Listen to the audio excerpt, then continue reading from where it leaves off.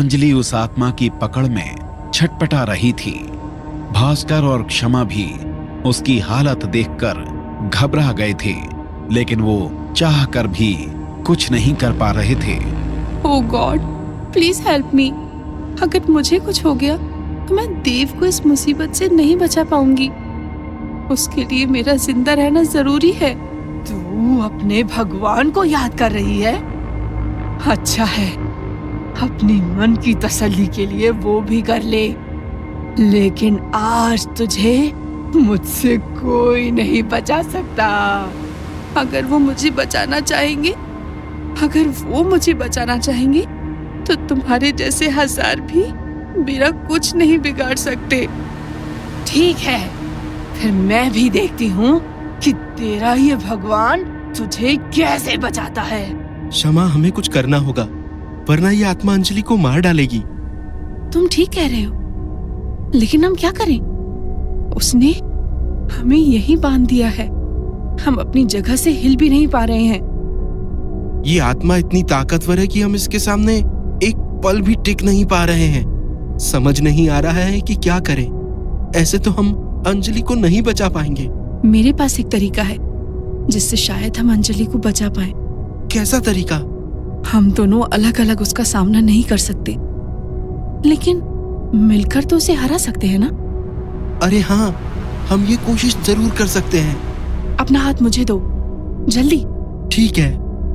भास्कर और क्षमा एक दूसरे का हाथ पकड़कर अपनी आंखें बंद कर लेते हैं और कोई मंत्र पढ़ने लगते हैं। जैसे जैसे भास्कर और क्षमा अपना मंत्र पढ़ रहे थे, उस औरत की पकड़ अंजलि की गर्दन से छूट रही थी। तभी अंजलि उससे छूट जाती है और वहां से भागने लगती है। तुम दोनों को मैं नहीं छोड़ूंगी। मैंने तुमसे कहा था ना कि मेरे रास्ते पे मत आना। तुम्हारी वजह से वो लड़की मेरे हाथों से बच गई। मैंने कहा था ना, हमारे होते हुए तुम अंजलि का कुछ नहीं बिगाड़ पाओगी। लेकिन मैं तुम लोगों का क्या बिगाड़ती हूँ, वो तुम लोग अभी देखोगे। जब तक हम दोनों साथ हैं, तुम हमें कुछ नहीं कर सकती। ठीक है, तो ये भी आज देख लो कि मैं क्या कर सकती हूँ। ये तुम क्या कर रही हो? मुझे इतना दर्द क्यों हो रहा है? ये नहीं हो सकता, मैं तो मर चुकी हूँ। फिर भी ये हमें कैद करने की कोशिश कर रही है। हमें अपनी पूरी ताकत लगाकर यहाँ से निकलना होगा। क्या हम इसकी पकड़ से छूट पाएंगे? हमें कोशिश करनी होगी। क्षमा और भास्कर फिर से एक दूसरे के हाथ पकड़कर एक मंत्र पढ़ने लगते हैं और अगले ही पल वहां से गायब हो जाते हैं। उन दोनों के भाग जाने पर वो आत्मा गुस्से में चीखने लगती है। इधर अंजलि उस आत्मा से भाग रही थी, तभी वो किसी से टकरा के नीचे गिर जाती है। अंजलि सामने खड़े शख्स को देखकर हैरान रह जाती है। देव, तुम यहाँ? ये सवाल मैं भी तुमसे पूछ सकता हूँ। तुम यहाँ क्या कर रही हो और किससे भाग रही हो? वो आत्मा, वो मेरे पीछे है। तुम भी यहाँ से चलो, वरना वो हम दोनों को मार देगी। ये तुम क्या कह रही हो? अगर तुम मुझे सच नहीं बताना चाहती तो कोई बात नहीं, लेकिन झूठ तो मत कहो। देव, मेरी बात समझने की कोशिश करो। मैं सच कह रही हूँ। मैं यहाँ बाबा से मिलने आई थी, लेकिन बाबा वहाँ नहीं थे और उस आत्मा ने मुझ पर हमला कर दिया। वो मुझे मारना चाहती है। चलो यहाँ से, यहाँ हम दोनों की जान को खतरा है। हम दोनों की नहीं, सिर्फ तुम्हारी। क्या मतलब? मतलब तुम्हें अभी समझ आ जाएगा। देव धीरे धीरे अंजलि की तरफ बढ़ता है। आगे बढ़ते हुए उसकी आंखें लाल होती जा रही थी और उसके नाखून बड़े होते जा रहे थे। अंधेरा होने की वजह से अंजलि ये सब नहीं देख पा रही थी। तभी वहां उसी आत्मा की आवाज गूंज पड़ती है। तो तू यहाँ तक आ गई? तुझे क्या लगा था कि तू मुझसे बच गई थी? तुझ पर मरण क्रिया की गई है। तू कितनी भी दूर चली जा, मुझसे बच नहीं सकती। देव, ये वही है जिसके बारे में मैंने तुम्हें बताया था। चलो यहाँ से, वरना ये हम दोनों को मार देगी। तुम्हारी हिम्मत कैसे हुई कि तुमने अंजलि को मारने की कोशिश की? तभी देव के कानों में वृंदा की आवाज आती है, जो सिर्फ उसे ही सुनाई दे रही थी। देव, ये तुम क्या कर रहे हो? मैंने तुम्हें इस लड़की को मारने के लिए कहा था। तुम खुद तो उसे मार नहीं पाए और इस आत्मा को भी रोक रहे हो। तुम क्यों उस लड़की को बचाना चाहते हो जिसने तुम्हें धोखा दिया है? क्या तुम भूल गए कि उसने तुम्हें छोड़कर तुम्हारे उस दोस्त को चुना है? अपनी बकवास बंद करो। मैं इसे नहीं बचाना चाहता।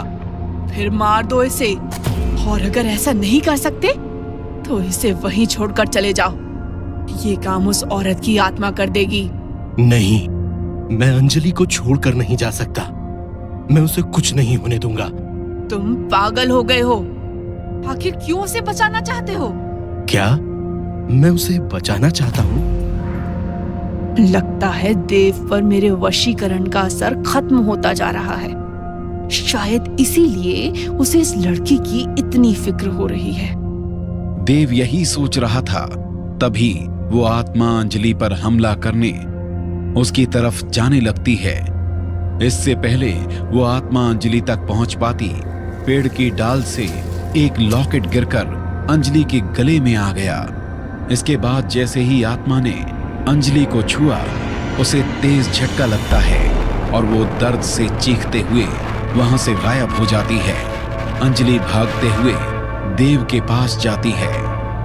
देव, तुम ठीक हो ना? ये कैसे हुआ? तुम्हें छूते ही उसके साथ क्या हुआ? पता नहीं, ये सब इतनी जल्दी में हुआ कि मुझे कुछ समझ नहीं आया। तुम्हारे गले में ये लॉकेट? अरे, ये मेरे पास कैसे आया? ये किसका लॉकेट है? मैं नहीं जानती। क्या इसी की वजह से वो आत्मा तुम्हें छू नहीं पाई और यहाँ से चली गई? हो सकता है, लेकिन मुझे समझ नहीं आ रहा कि ये मेरे गले में कैसे आ गया। देव, मार दो उसे। अंजलि, चलो यहाँ से। हाँ, चलते हैं। पता नहीं इस जंगल में और कितने खतरे हैं। इससे पहले कोई और प्रॉब्लम हो जाए, हमें घर चले जाना चाहिए। देव और अंजलि महल की तरफ बढ़ने लगते हैं। तभी देव को फिर से वृंदा की आवाज सुनाई देती है। देव, मेरी बात सुनो, मार दो उसे। ये क्या हो रहा है मुझे?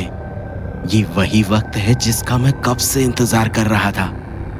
मैं तो अंजलि को मारना चाहता था ना, तो फिर आज मैं उसे मार क्यों नहीं पा रहा हूँ? क्या चीज है जो मुझे बार बार रोक रही है? अंजलि ने मुझे धोखा दिया है, लेकिन आज मैं उसके सामने आकर कमजोर क्यों पड़ रहा हूँ? देव और अंजलि चलते हुए महल आ जाते हैं। जैसे ही वो दरवाजे के पास पहुंचते हैं, अपने सामने खड़े शख्स को देखकर चौंक जाते हैं। उनके सामने और कोई नहीं बल्कि निखिल खड़ा था, जो गुस्से में उन दोनों को देख रहा था। निखिल, तू यहाँ? निखिल, देखो, कुछ भी सोचने से पहले एक बार मेरी बात सुन लो।